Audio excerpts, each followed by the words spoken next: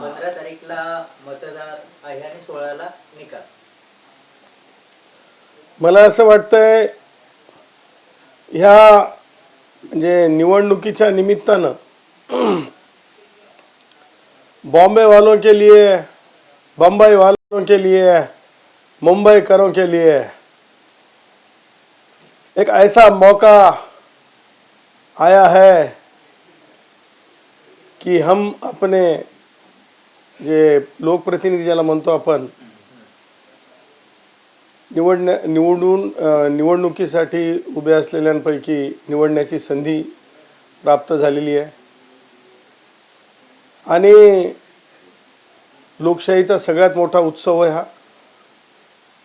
जास्तीत जास्त मुंबईचे नागरिक, बंबईचे नागरिक, बंबई वाले नागरिक जो ये है ते सहभाग घेतील असं मला अपेक्षित आहे.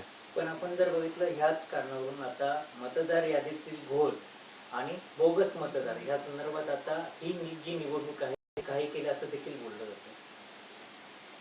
नाही काय म्हणालात? मतदार यादीमध्ये मोठ्या प्रमाणात घोळ होतोय, त्यासाठी ठाकरे कुटुंब असेल किंवा महाविकास आघाडी हे निवडणूक आयोगाच्या विरोधात मोर्चा देखील काढला होता. अनेक ठिकाणी त्यांनी याद्या देखील दुरुस्त करण्याची मागणी केली होती. त्यानंतरच तुम्ही निवडणुका घ्या.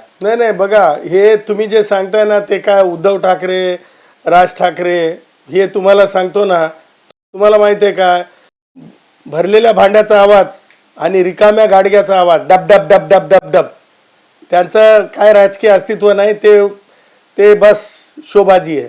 त्याच्यामुळं त्यांनी जे बोलले होते त्याच्यावर मतदान होणार नाही. मतदान बंबई वाला होईल, ते विकासाच्या मुद्द्यावर होईल.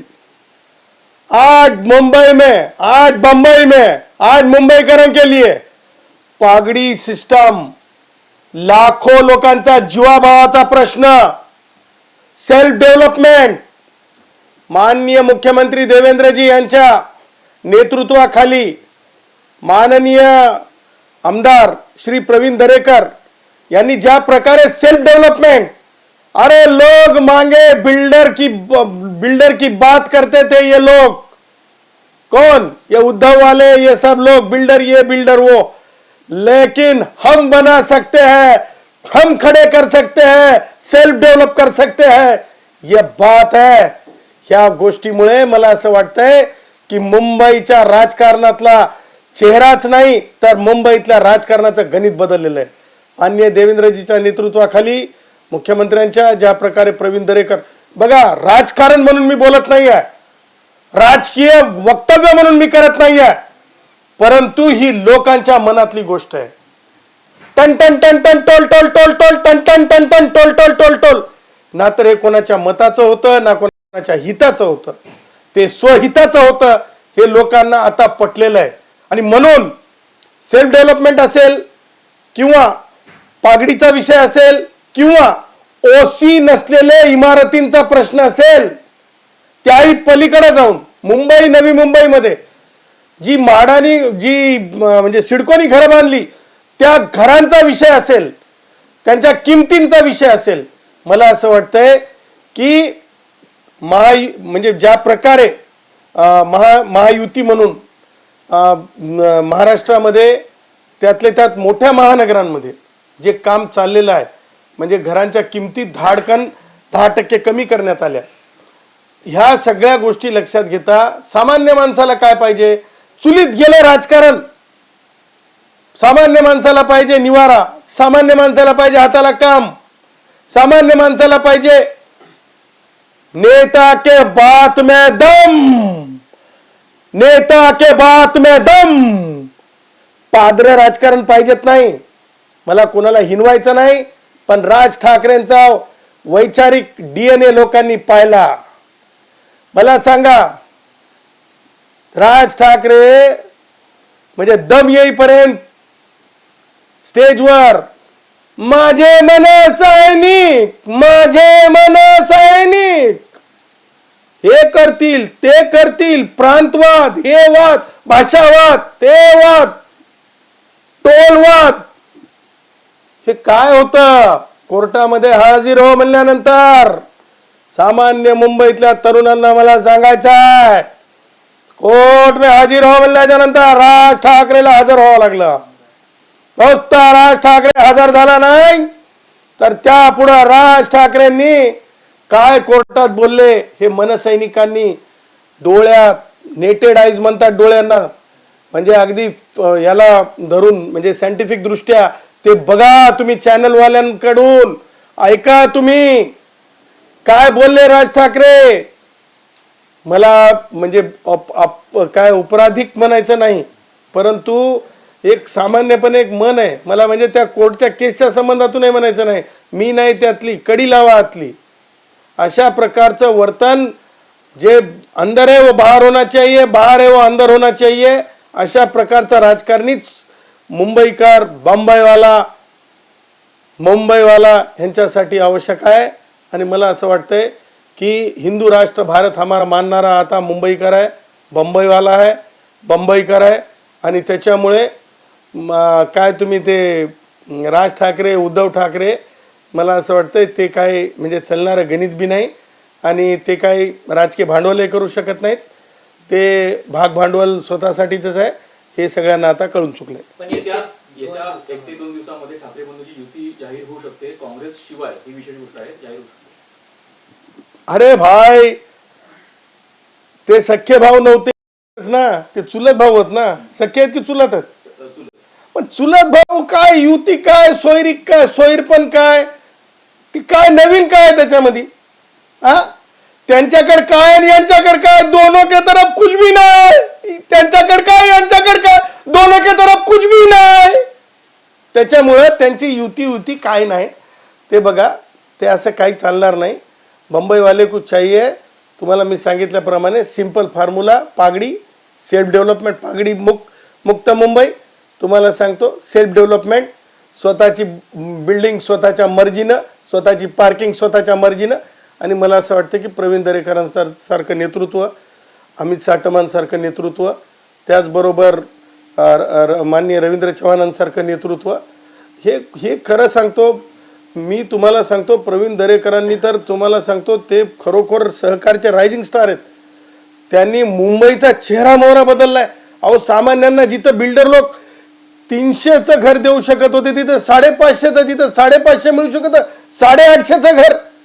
अरे सामान्य माणसाला, कष्टकऱ्यांना, श्रमिकाला, घाम गाळणाऱ्यांना काय पाहिजे? आणि मला असं वाटतं त्याच्यामुळे सगळ्या गोष्टीचं जर आपण जर गोळाबेरीज पाहिली, आपण कनेक्टिव्हिटी ऑफ बॉम्बे पाहिली, आपण जर तुम्ही हे पाहिला, काय म्हणतो त्याला तुम्ही, कोस्टल वे पाहिला, आपण जर मेट्रो पाहिली, आपण जर मोनो पाहिली, हे सगळं पाहता त्यातले त्यात तुम्हाला सांगतो ह्या सगळ्या गोष्टीचा परिणाम हे रोजगारासाठी सुद्धा होते. आणि त्यामुळं रोजगार देखील अधिकाधिक उपलब्ध होत आहेत, भविष्यात होतील. हे सगळं पाहता माझ्यासारखा सामान्य नागरिक जो मुंबईवाला है, जो मुंबई में बसा हुआ है, मुंबई का वोटर है, निसंकोचपणे माझ्यासारख्या सामान्य माणसाला एकच दिसतंय, जे माननीय मुख्यमंत्री देवेंद्रजींनी जे काही अल्पावधीत ह्या टर्ममध्ये जे काही करून दाखवलं मागच्या काही महिन्यांमध्येच, हे मला असं वाटतं मुंबईतला आमूलाग्र बदल आहे. मुंबईत काँग्रेस स्वबळावर लढते. कोण? मुंबईत काँग्रेस स्वबळावर. त्यांचं रजिस्ट्रेशन आणखी शिल्लक आहे का? मला वाटलं त्यांचं रजिस्ट्रेशन म्हणजे शिल्लक आहे की नाही अशीच मला शंका आहे. आणि कोण आहे त्यांचा, कोणी अध्यक्ष वगैरे आहे की नाही त्या पार्टीला? आता मुंबईला तर कोण अध्यक्ष कुणालाच माहीत नाही. आता वर्षाताई आता अध्यक्ष झाल्या? अच्छा, नाही म्हणजे माहीत नाही ना.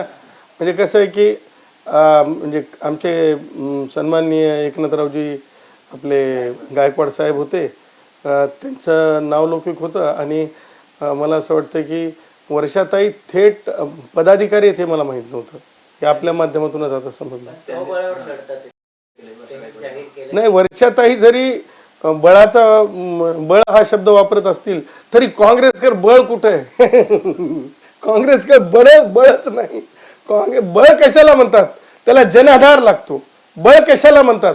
विचार आधार लागतो. बळ कशाला म्हणतात? स्वहिताच्या अगोदर राष्ट्रहित असते, त्याला बळ म्हणतात. आणि ते बळच काँग्रेसकडे नाही. त्याच्यामुळं काँग्रेस की छुट्टी है, ना वोट बैंक में कांग्रेस है, ना तो तुमको बोलता हूँ काँग्रेस मला असं वाटते पालिकेच्या निवडणुकीच्या नंतर मुंबईत शिल्लक राहणार नाही. थोडं बहुत म्हणजे मला असं वाटतंय की मामूजान भाईजान पुरती काँग्रेस शिल्लक राहील. पण आपण जर बघितलं मुंबईचा महापौर वरून मनसे नेते म्हणतात की ठाकरेंना मानणाराच महापौर होणार, तो मराठीतच असणार. ए भाई फिर बोल रहा हूं भाषा के ऊपर, तू ये राज्य का वो राज्य का. मैं कह रहा हूं बम्बई इकोनॉमिक कैपिटल है.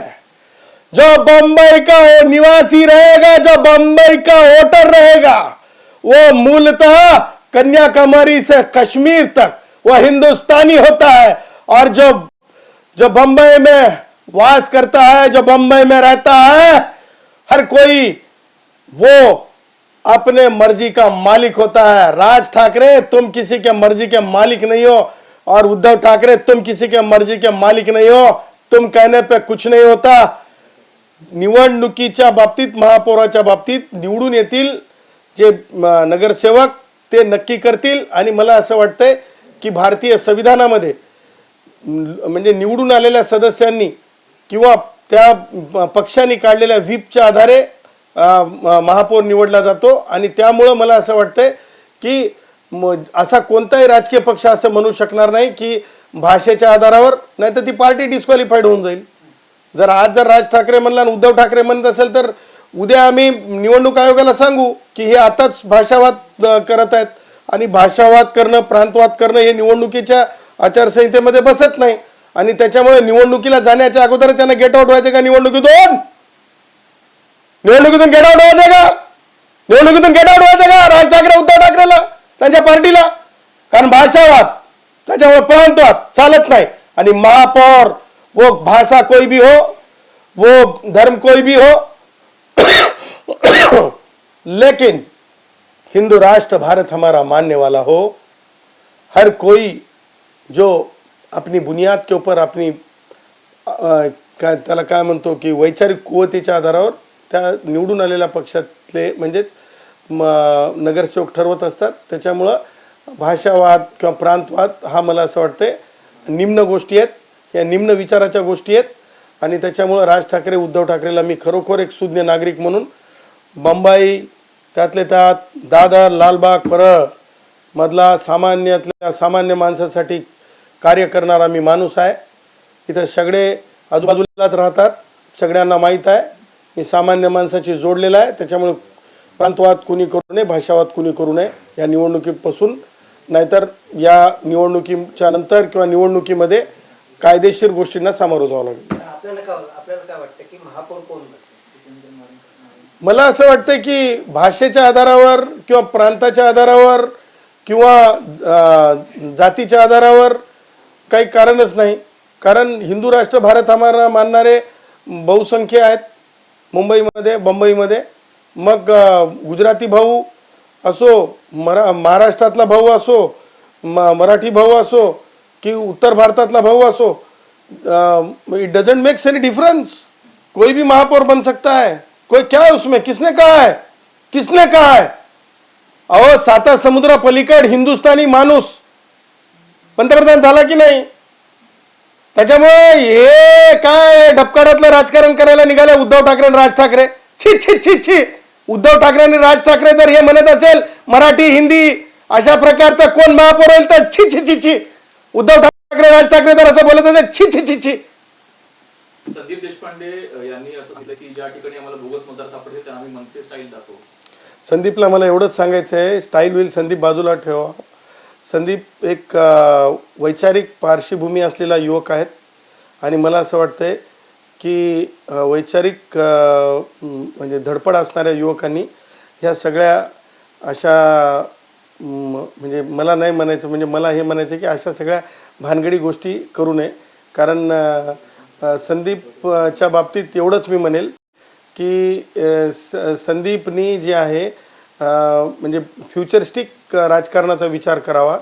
ह्यांच्या डबकड्याचा राजकीय विचाराचा वारसा घेऊ नये. निवडणूक आयोगाने निर्णय घेतलेला आहे, वोटिंगच्या वेळेला जी ईव्हीएम मशीन असते त्याची यादी असते उमेदवारांची यादी पूर्वी अल्फाबेटिकली होती, आता ती राष्ट्रीय पक्षाचा उमेदवार जो असेल तो पहिला असेल आणि बाकी पक्ष इतर नंतर. यावर देखील काँग्रेसने टीका केलेली आहे, मनसे टीका केलेली आहे, ठाकरेंच्या शिवसेनेने टीका केलेली आहे. कसं पाहताय? त्यांचं म्हणणं आहे की कटपुसटी झाली आहे निवडणूक आयोग. बा मुळामध्ये निवडणूक आयोग जे असतात ते ॲटॉनॉमस असतात आणि त्या ॲटॉनॉमीला संविधानिक दर्जा आहे. त्याच्यामुळं नाचता येणं अंगण वाकडं. उद्धव ठाकरे, राज ठाकरेंना आणि काँग्रेस यांना माहीत आहे की त्यांचं काही शिल्लक राहणार नाही आणि त्या एन्झायटीपोटी, त्या पोटदुखीपोटी तुम्हाला सांगतो ते सगळं निवडणूक आयोगावर खापर मोडायचं, कारण मतदारच त्यांच्यासोबत नाही. त्यांच्या राज ठाकरेच्या भाषेत सांगायचं तर त्यांच्या विचाराचा खळखळाट झालेला आहे. काय ते खळखट्याक झालेला आहे, त्यांच्या खळखट्याक झालेला आहे त्यांचा. आपण जर बघितलं तेजस्वी घोसाळकर यांनी भाजपमध्ये पक्षप्रवेश केलाय. व्यक्ती स्वातंत्र्य आहे.